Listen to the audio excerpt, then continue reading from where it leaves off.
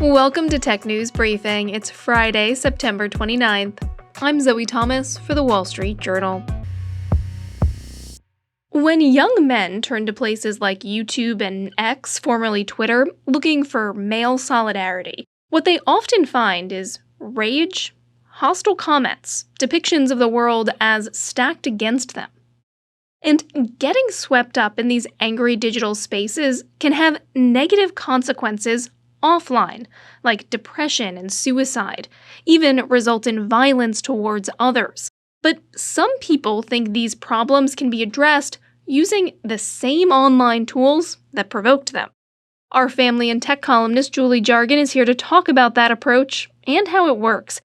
Julie, before we get into that, can you just paint us a picture of what this online manosphere is like? So the manosphere is a broad term for any number of websites, predominantly social media websites, where men find themselves congregating with other men to talk about all different types of men's issues. Some of them can be quite negative. This organization called Diverting Hate has started cataloging some of these different types of websites, and some of the categories include the incel movement, and incel stands for people who are involuntarily celibate. Then there's the men going their own way movement, which promotes the idea that men can live fulfilling lives without women. And then there's this whole pickup artist segment of the manosphere where men give other men advice on how to pick up women and how to keep relationships with women once they are dating women, with some pretty questionable advice. Have we seen this anger on social media, on these other online spaces, turn into a real-world problem? Can you give us some examples? There have been a couple of high-profile situations, and of course these are extreme examples, but there was a young man who in 2014 killed 7 people around the University of California, Santa Barbara, and he had posted a YouTube video in which he vowed to retaliate against women who he says would have rejected him. And said he was going after sorority houses, and he kind of got this following online as a hero to people who describe themselves as incels. And then in 2018, a man in Toronto drove a van through a crowd. He killed 10 people, and he had pointed to the Santa Barbara killer on Facebook as someone he looked up to.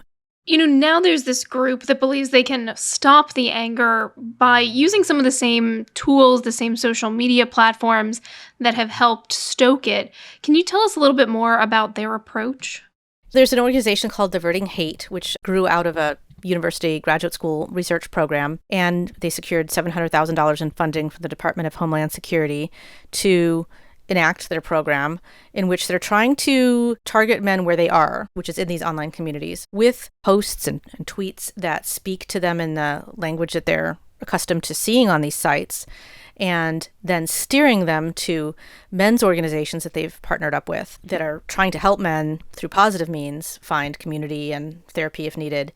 Do we know how well it's working? It's still early days. They've just started running these ads and posts over the last 3 months. So far, they've had 700,000 impressions, and 1% of the men who've seen those ads have clicked onto the content, which is actually a pretty decent social media engagement rate. But what they haven't yet measured and what they don't yet know is how many of those men who've clicked through those sites will actually join some of those groups, go on retreats, subscribe to the YouTube channels of more positive content creators, or even seek mental health help. And what comes next for the group and its efforts? Well, they're going to continue widening their reach. They have a $60,000 advertising budget for the next 12 months, which is not a huge amount of money to spend, but they feel like that's a start. But they have acknowledged that it's going to be very challenging to get people to join these support groups. And, they're up against social media accounts that have huge followings.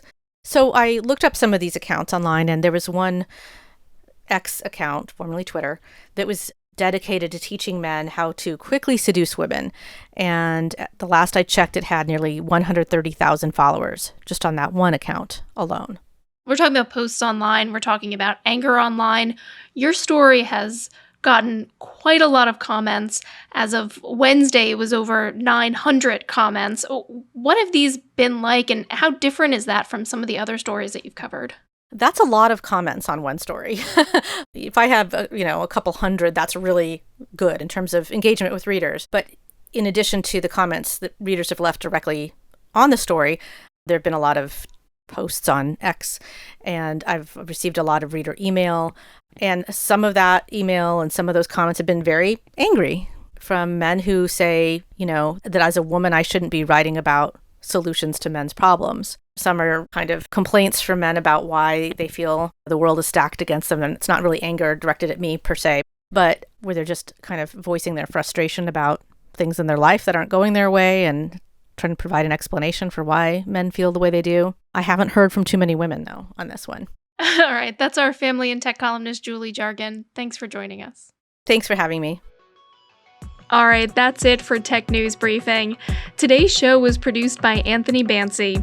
I'm your host, Zoe Thomas. Our supervising producer is Melanie Roy. Our development producer is Aisha Al-Muslim. Our deputy editors are Scott Salloway and Chris Sinsley. And Falana Patterson is the Wall Street Journal's head of news audio. We'll be back with a new show on Monday. Thanks for listening.